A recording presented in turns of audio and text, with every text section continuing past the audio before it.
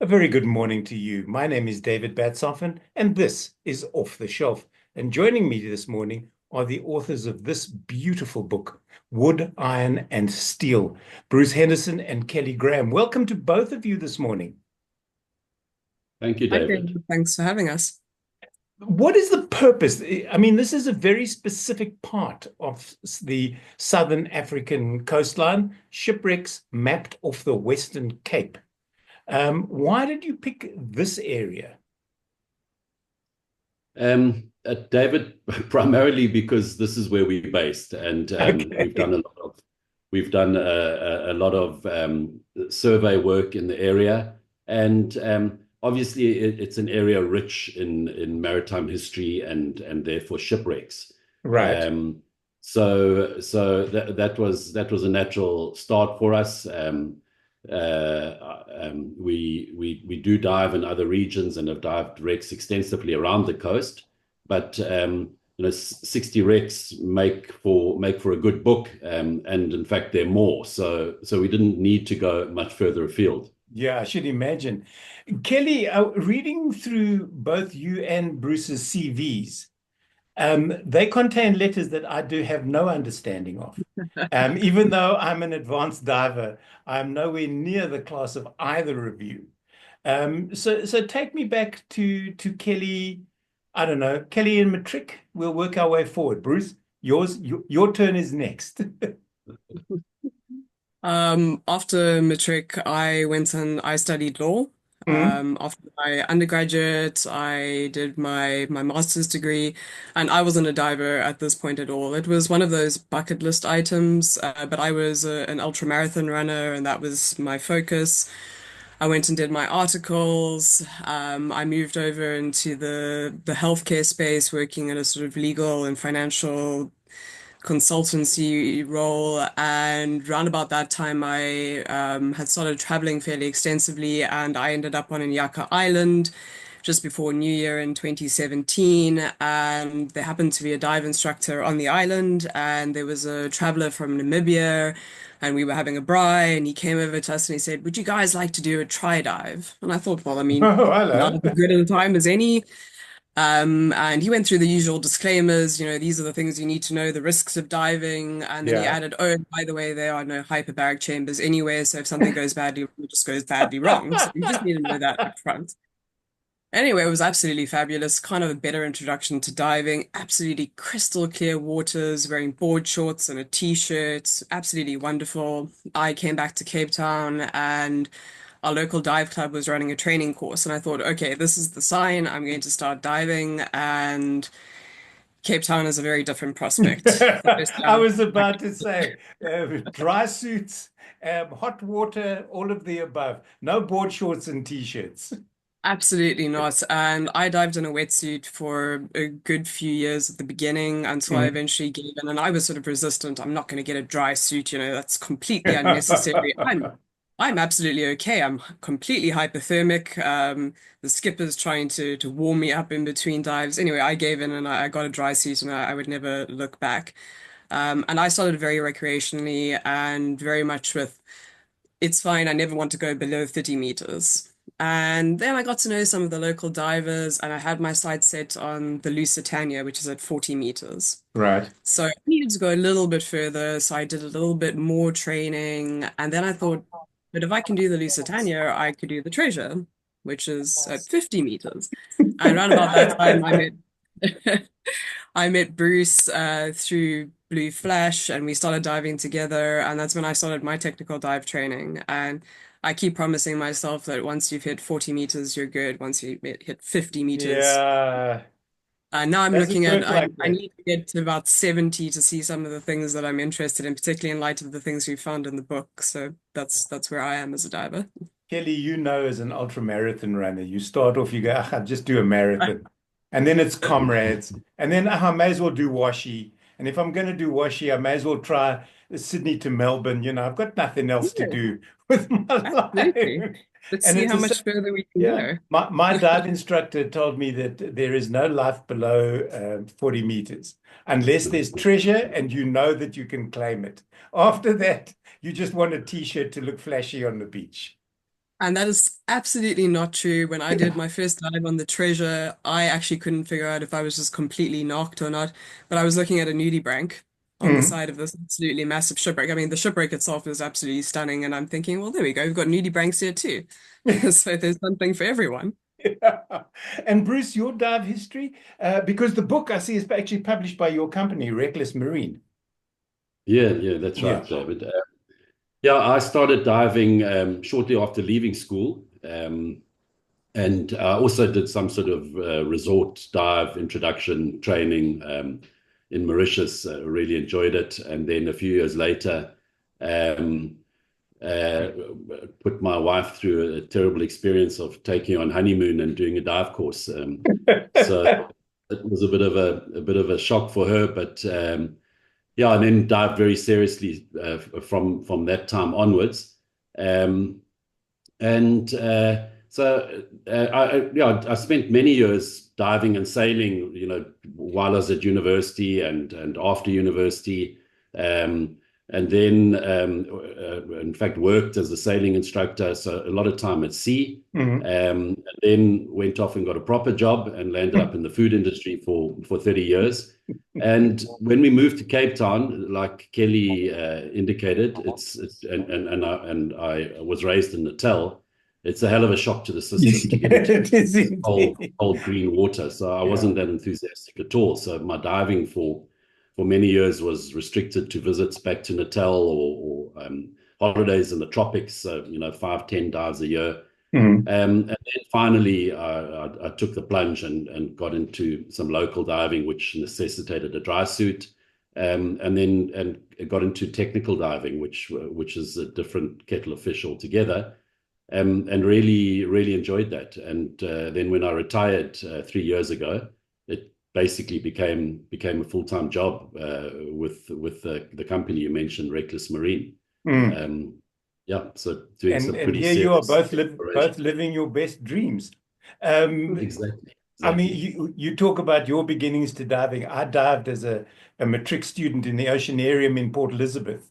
Oh, That was my introduction to diving. And then I moved to Johannesburg, and the sea is a long way from Joburg Exactly. when I started doing scuba properly.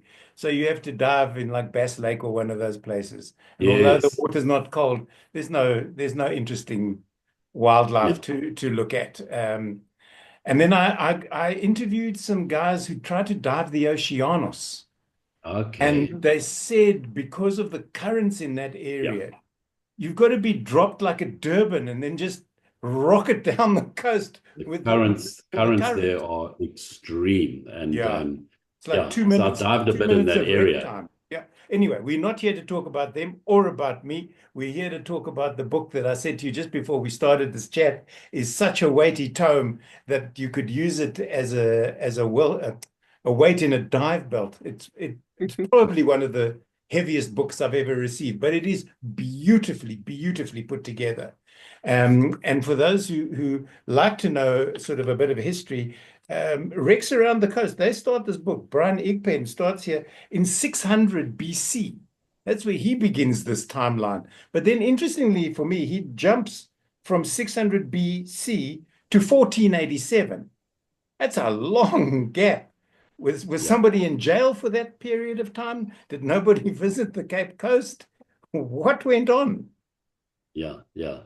Now that 600 BC is fascinating. Yeah. And he alludes there also to speculation that there may have been navigators from the Middle East that Mm, rounded the Cape between those two periods mentioned. But there is evidence of Phoenician travelers 600 BC. yeah. Um, but then the first recorded navigation around the Cape Coast was in the 1400s. So But that's hence the big gap. interestingly enough, Kelly, I see that 600 BC trip was to get them to Gibraltar. You would have thought that they could have just gone through the Med. It's much easier. Exactly.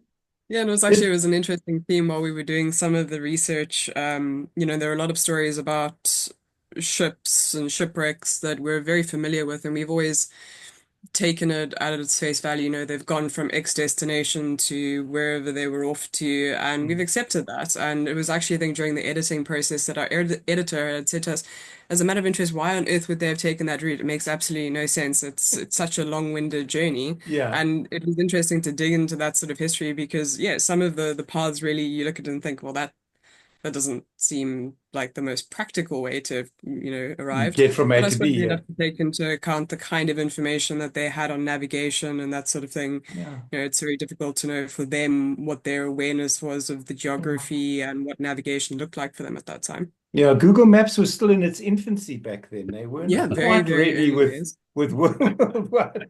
Take us through some of the wrecks, Bruce. Let's start with you on this one. Do you have a favorite wreck that's in this book and why? Sure. That's a very tough one. Probably a favorite two, three, maybe, yeah, two or three, which Okay. would be very difficult to differentiate. They are so different. You get Hmm. between the deep wrecks, the bigger wrecks, the smaller wrecks, so they've got different attributes and different attractions. Um, I really enjoy a dive on the Hemsbock, which is in Table Bay.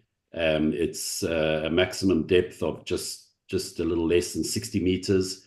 It's a relatively small vessel, between 40 and 50 meters, very intact, very tragic story with people losing their lives when it went down. Some of the bodies never recovered.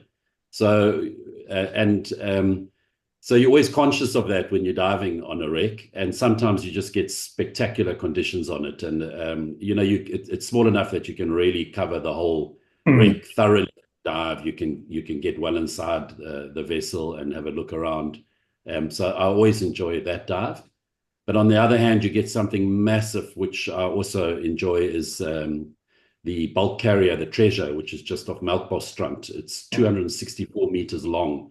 And Kelly mentioned it earlier. You Yeah. go down and you feel like you're in an oil refinery or something. Just massive steel structures, twisted and buckled, and that what's been really enjoyable about this project is having dived on wrecks, some of which we only found during the project, but something like the Treasure, I thought I knew relatively well, but you kind of get orientated as you dive more on it.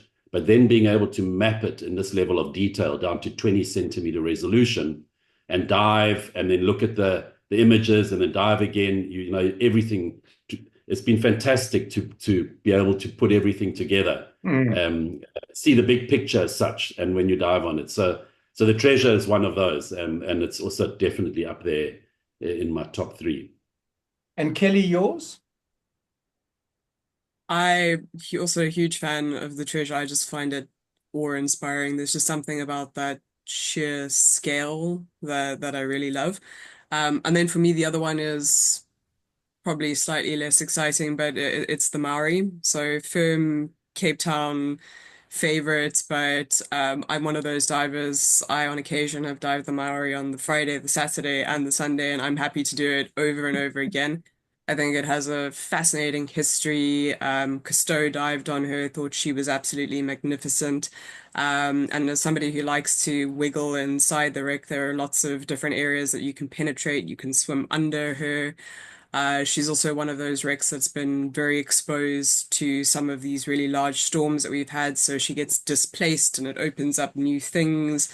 And I find that interesting. I love to have a good scratch around, see if I can fit in that pipe, see if I can get into that hole, which always causes our skipper a little bit of anxiety. I was about to say, if I was your dive partner, I'd be beating you on the head with a stick. Fortunately, most of my dive partners are quite tolerant. They'll keep an eye out for me just to make sure I don't get permanently stuck in any of the holes.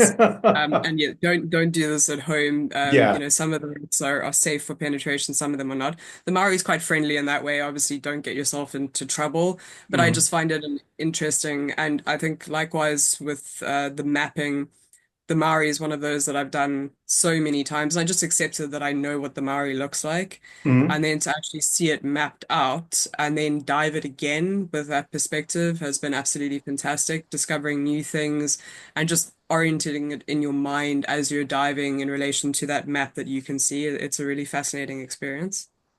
And obviously, the technology is moving so swiftly that virtually dive to dive, you've got new gear or you've got access to different type of software that enables you to put together a book like this that gives you images like this, which people haven't seen before. When I went through the book, I was wondering if this was like a wreck guide for learner divers, and it's not at all.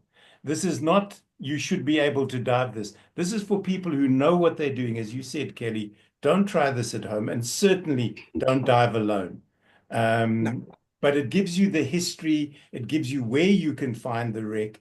And at the end of the day, I suppose if you're going to wreck dive, dive it with people who know what they're doing.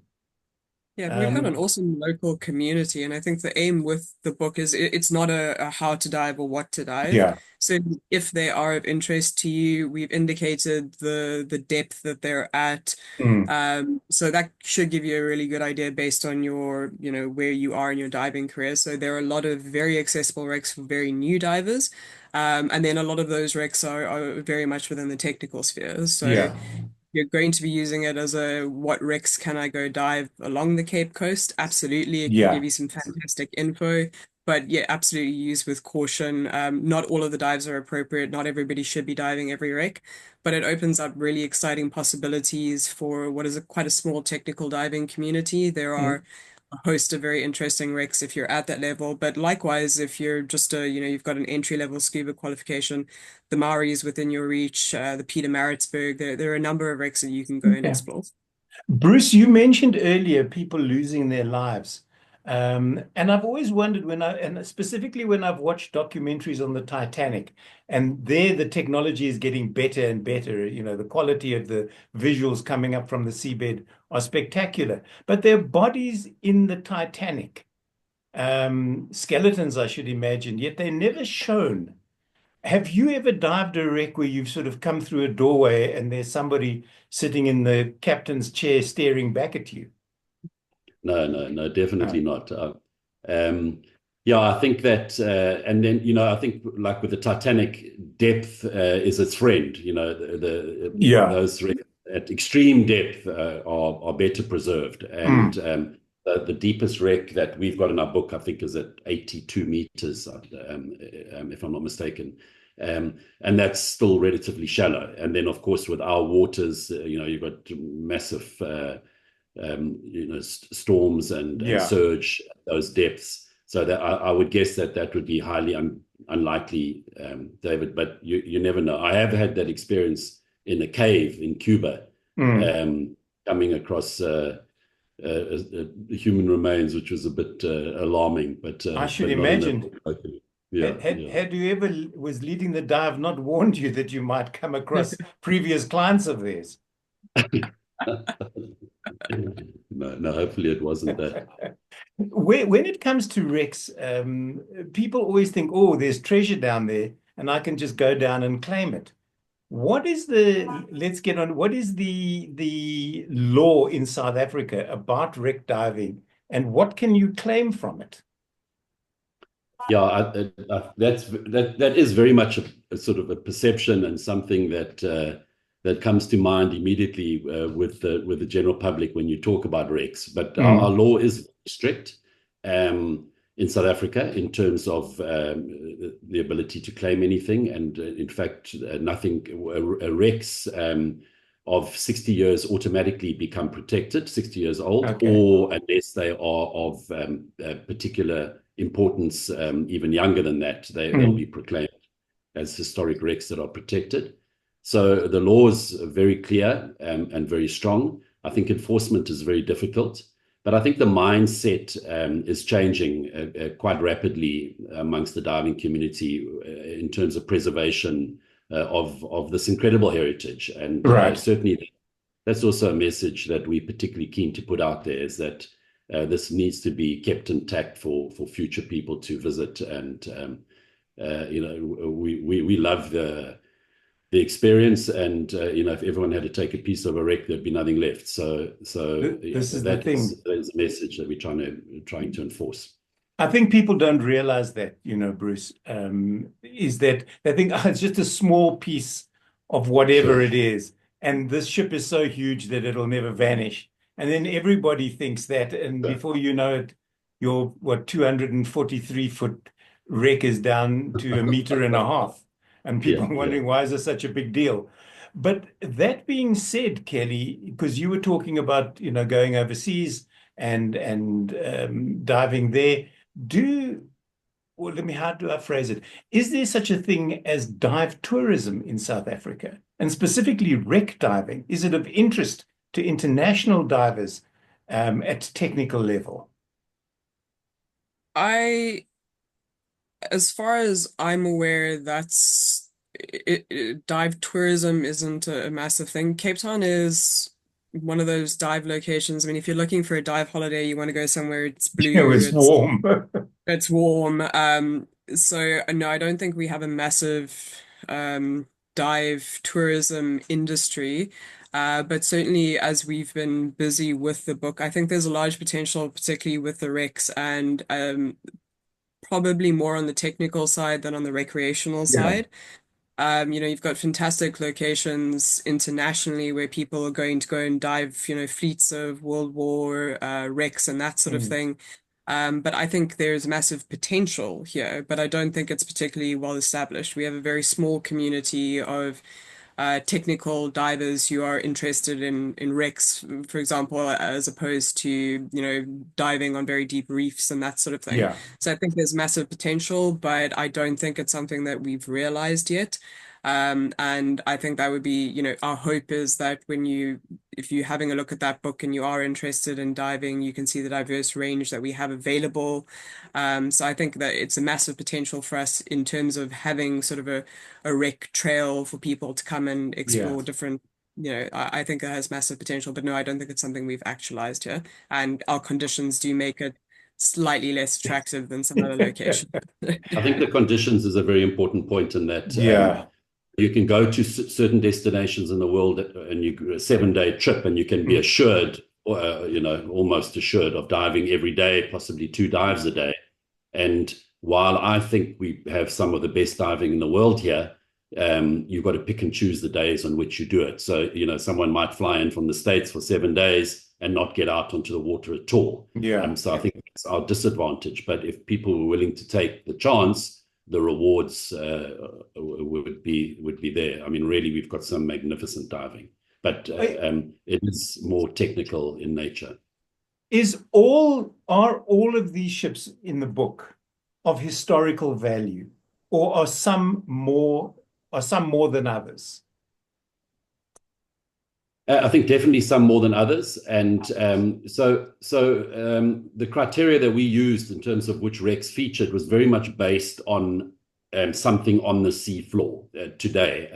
So where there's something, ideally where we were able to actually map something on the sea floor, and that was our point of difference, is being able to bring these images of wrecks that have never been seen before. And so that was the decision in terms of whether a wreck should feature or not. Some of which the remnants are too small or in too dangerous, shallow areas for us to actually map, where we try to take photographs. But for sure, there's a difference in historic significance. So of a big modern bulk carrier, which Kelly and I both mentioned as probably one of our favorite dives, not necessarily of any historic value, or fishing trawlers, some of which were scuttled. So I think of historic interest, and when you look, and so for example, a fishing trawler, I mean, many of them were requisitioned during the Second World War, served all along the South African coast. Some of them had fascinating histories in Europe initially, and then were bought secondhand and brought to the Cape, served in the war, converted back to fishing trawlers, and at the end of their useful lives, scuttled. So I guess it's of importance to whom. So yeah, there's a huge degree of variability, and then you get a slave ship, which is of immense historic significance. So definitely, but we've definitely tried to appeal beyond the diving community, to maritime enthusiasts and general people generally interested in history, particularly of this region. You beat me to my next question. You beat me to my next question, Bruce, which was going to be exactly that. who did you aim the book at? So now that you've answered that, I'm going to Kelly, and going to ask you, Kelly, how do you prepare for one of these dives? I see we're sort of coming to the end of our chat, but that's not a problem. We've got some time yet. So how do you prepare? Is this I days, think weeks, months, or do you just wake up one morning, phone Bruce, and go, "Oh, let's go dive a wreck"? so. I mean, there's again a huge variability there for some of the shallower wrecks. Those are things that I very often will dive with blue flash. That'll be announced in the week. It's great. We're going to Hout Bay. Let's go do the Maori. Let's do the Aster. And aside from your usual dive prep, get your gear ready. We head out on the day and you dive. They're Yeah. very much recreational. You do a nice hour on them. There's very little to be done. And then you come home and hopefully somebody else washes your dive gear.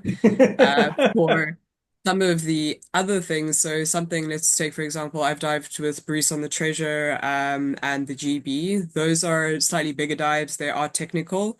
So we will plan those out. We are using mixed gases. So generally we're running off to Bruce to get some urgent fills there because he's got a nice filling station for Wreckless. And then we put together a dive plan. So we agree on how long we're going to be on the bottom, what gases are we going to use on the way up, what are our stops going to look like. So that's a more intentional process. And obviously, as Cape Townians, there's a lot of weather watching because Yeah. we agreed today we're going next week Wednesday, and by next week Wednesday, that's no longer a viable option. When we did the GB, in fact, we had zero visibility. We had a lot of screaming on the bottom. It was a we didn't see any of the wreck. But so best laid plans. But yeah, so Yeah. for the more technical things, there's more planning involved. Obviously, safety is important. We have had divers who've lost their lives on those wrecks. So you do get a certain sense of complacency the more you dive at a certain level, but something you should certainly never forget, there are serious Mm. consequences for making mistakes and for being careless. So we do that sort of planning for the bigger dives, but there are a lot of dives that you can decide this morning the weather looks great, let's take a drive out and go have a look. So some of them are shore based, you can get to them. Some of them you do need to get a skipper to take you out on the boat.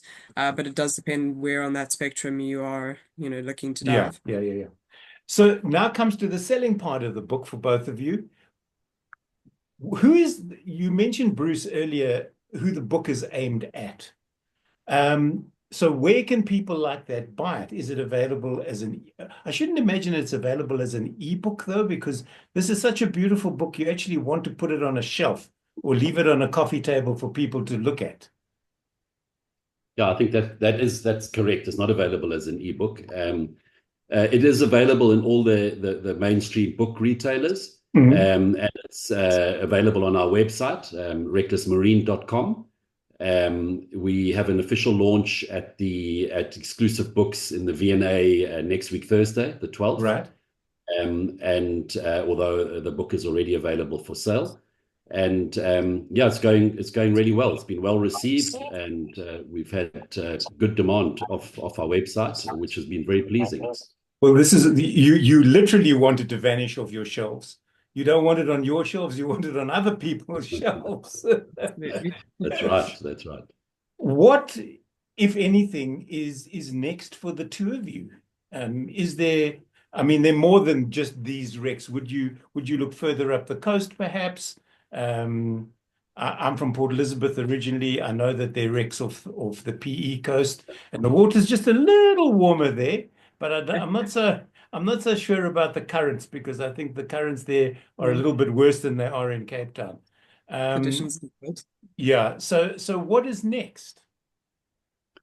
Yeah, I'm very busy with our marine venture, Wreckless Marine. Right. And in fact, the wreck I've always had a strong interest in shipwrecks, but the whole project really arose through a seabed mapping project that we were undertaking in the Western Cape. Mapping, for example, we started in False Bay and we mapped False Bay coast to coast, and came across and mapped in detail the shipwrecks that we knew, but Okay. came across wrecks that we didn't know. and we wanted to really share that information, and that gave rise to the book. But so I've still got a lot of seabed mapping I want to do along the southern Cape coast, off Cape Agulhas. So probably more on the seabed side. Okay. I have a strong interest in the marine biology and biodiversity. And it's the ability to map in detail reefs that are some of which are not known, some are known, but not mapped in any detail at all. So mapping those for the first time, it opens up all sorts of new opportunities. So we have a lot of interest from the research community. And of course, it opens up diving opportunities. I should imagine. I can see Kelly licking her proverbial lips, going, I have work into the future. The book is called Wood, Iron, and Steel. It's produced by Wreckless Marine, and not with an R, with a W. People, they are not reckless. I've been chatting to Kelly Graham and Bruce Henderson about it. Guys, thank you so much for joining me on Off the Shelf, and I wish you all the best with the next one. Thank you so much. Thank you very much, David. Thank you. This has been Off the Shelf. I'm David Batsoff, and until the next time, thanks for joining us.